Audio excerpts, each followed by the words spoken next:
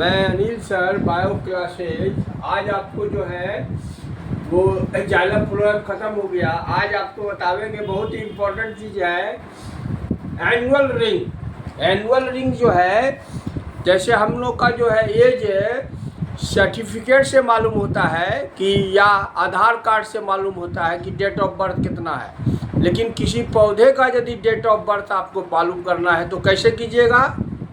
How can you determine the age of plants?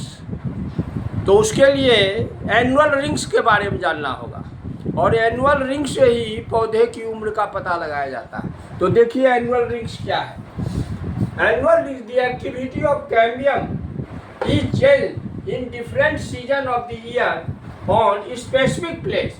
मतलब किसी खास कोई भी स्थान हो, और कैम्बियम की क्रियाशीलता चेंज हो जाती है, बदल जाती है वर्ष के विभिन्न मौसम में।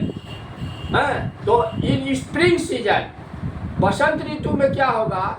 The conduction of cell sap is more, मैंने आपको जो रस है, रस का जो संवहन है वो अधिक होता है। वाइल इन विंटर सीजन, शरद ऋतु में क्या होगा? ये एक्टिविटी ऑफ प्लांट है रिड्यूस या इनएक्टिव। तो इससे क्या होता है? Due to the spring season, इससे थिक वेसल बनता है, मोटी वेसल्स। और विंटर सीजन में क्या होता है? पतला जो है वाहिकाएं बनती हैं। तो इससे क्या होता है? Due to this phenomenon a distinct annual rings are made. मतलब साल में एक बार जो है स्प्रिंग आया और एक बार विंटर आया, तो एक बार मोटी जो है वेसल्स बना, एक बार पतली वेसल्स बना। तो यह स्पष्ट जो है वार्षिक बले बनता है। अब ये जो वार्षिक बले बनता है, these annual rings indicates the growth of 1 year. एक साल में पौधे का कितना वृद्धि हुआ वो बता दिया ये वार्षिक बले। The stages of trees can get accurate information and calculate the age of tree. और इससे आपको क्या होगा कि वृक्ष की कौन सी अवस्था में है उसका सही गणना आप कर लीजिएगा, और उसका वृक्ष का एज भी पता लगा लीजिएगा। हाउ ओल्ड ट्रीज आर, कितना ट्री पुराना है ये पता कर लीजिएगा। और एनुअल रिंग्स के स्टडी को, the study of annual rings, ये कहलाता है डेंड्रोक्रोनोलॉजी। डेंड्रोक्रोनोलॉजी वैसा डिपार्टमेंट है बॉटनी में जो कि पौधों की एज का अध्ययन होता है, पढ़ाई होता है। तो डेंड्रोक्रोनोलॉजी जान गए। अब जानिए कॉर्क। ये एनुअल रिंग्स खत्म हो गया। कॉर्क क्या है?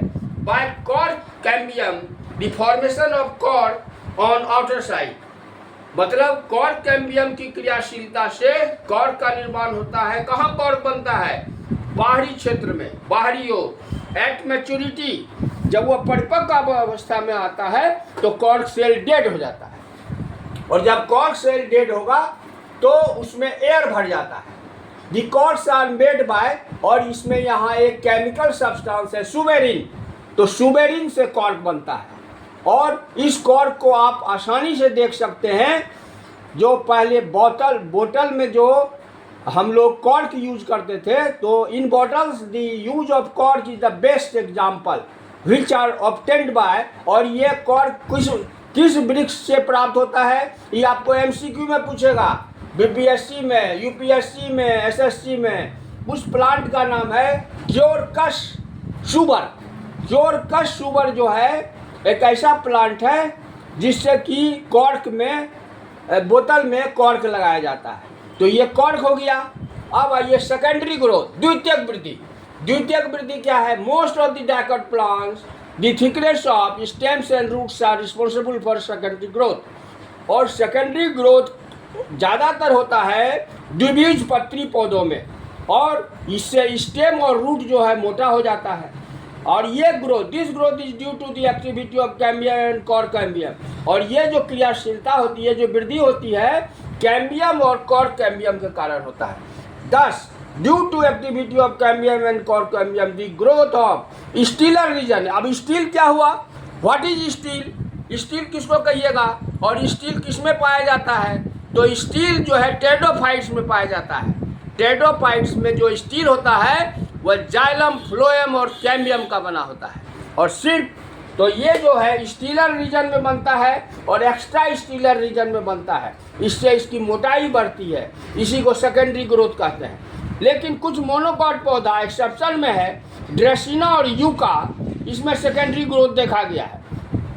और अंत में सेकेंडरी ग्रोथ जो है is always seen in mostly dicot plant. Dicot plants में ही मिलेगा, ये मोनोकॉट्स में नहीं मिलेगा। तो आज मैं आपको 3 चीज़ बता दिया कि पौधे की एज का कैसे पता लगाइएगा, तो वो आप एनुअल रिंग से, फिर बोतल में जो कॉर्क होता है वह कैसे बनता है और किस पौधे से बनता है वह मैंने बताया, और अंत में बताया कि द्वितीयक वृद्धि कैसे होती है।